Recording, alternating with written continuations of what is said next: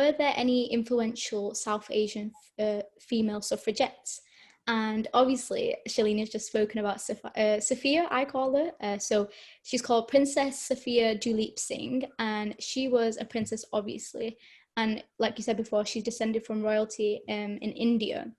However, I'm pretty sure her family was exiled from India and she moved to the UK. So in Britain, I think she lived in Suffolk.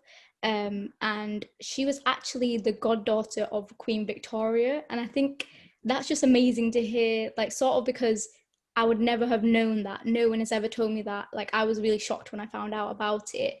But then also, like, she must have clearly had like a high position, even though we've never really been taught about her or who she is.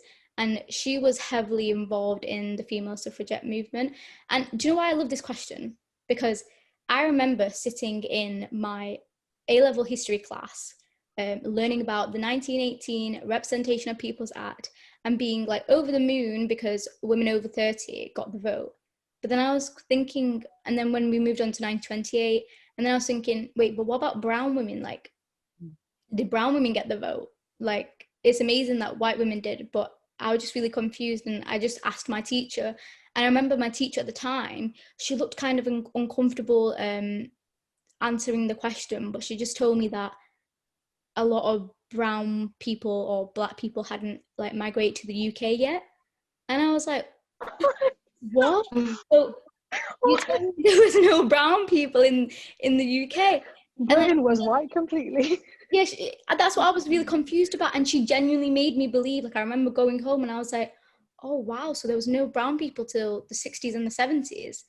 Oh, wow, like, Yeah. okay. Like, maybe there isn't any, like, female, suffragettes that were South Asian. So I was just like, right, cool, whatever.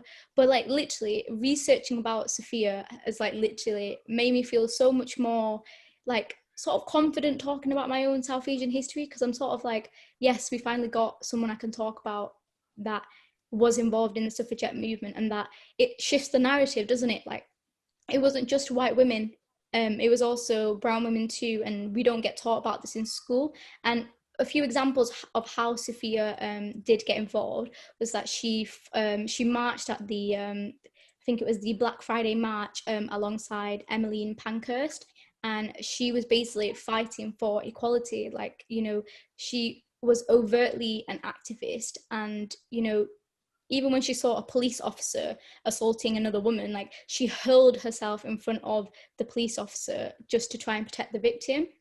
And she was heavily involved in like creating pamphlets and leaflets and like sending these out, because she cared a lot about women getting the vote. Like, this was her main like issue, and the main drive of why she was campaigning.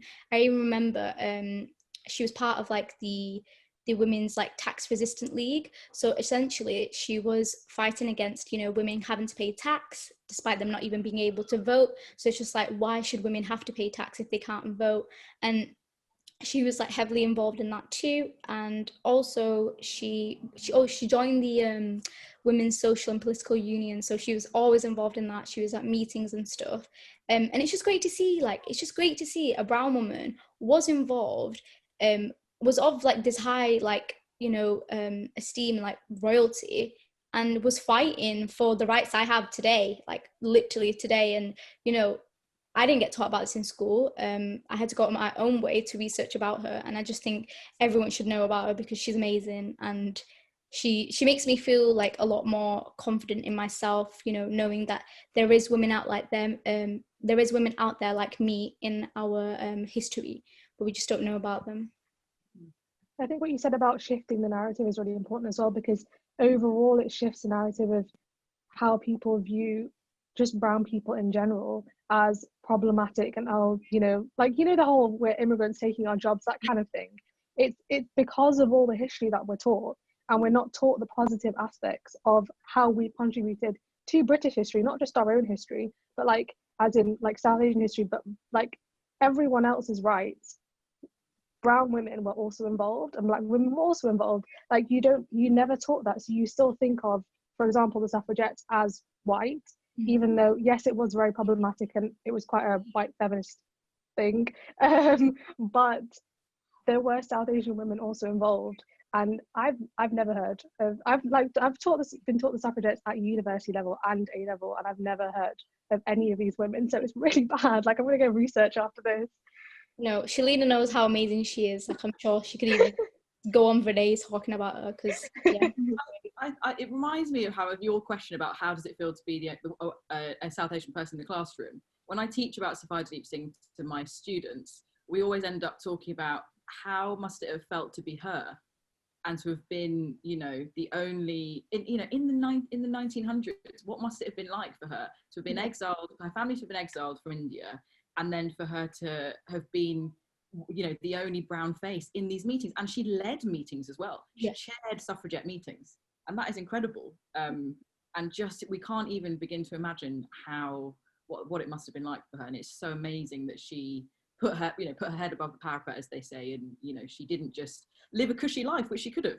You know, she was given an apartment by Queen Victoria. She could have just lived her life in her, you know, with her dogs and her nice dresses and stuff, but she didn't. She put herself out there, and we can all sort of learn from her, I think, because of what she did. It's like what Salma said about thinking about the kind of figures that you're teaching, like not just picking a brown person and being like, oh, we're gonna talk about this. Like, if we were taught that in school, like, it would be so empowering, because you'd realize, like, you know, that whole, like you said about me feeling like weird about being the only brown person in a room, and thinking about the parallels and how she really broke so many like barriers and did what she wanted. And she didn't really, I mean, she must have cared, but she didn't care at the same time, because she wanted to achieve what she wanted to achieve. So I think it's so important that you're not, because I guess when we are taught the narrative, for example, of suffragettes, it's meant to be empowering.